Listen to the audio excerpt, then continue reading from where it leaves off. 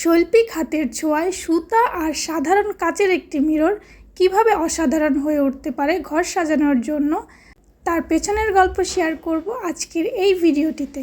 এই সুন্দর ক্রাফট ভিডিওগুলো দেখার জন্য অবশ্যই পাপড়িস ক্রিয়েশন পেজকে ফলো এবং ইউটিউব চ্যানেলকে সাবস্ক্রাইব করে দিতে ভুলবেন না। এই মিররের বেস পার্ট হচ্ছে কাগজের বোর্ড, যেগুলোর সাইজ ছিল 10 ইঞ্চি। তোমরা তোমাদের পছন্দ মতো ছোট বড় করে নিতে পারো।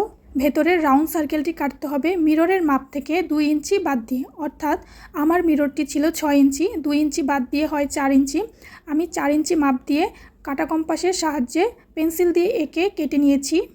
এরপর ভিডিওতে দেখানো প্রসেস অনুযায়ী সুতা দিয়ে 2টি লেয়ারে কাগজের বোর্ডটি পেঁচিয়ে নিতে হবে।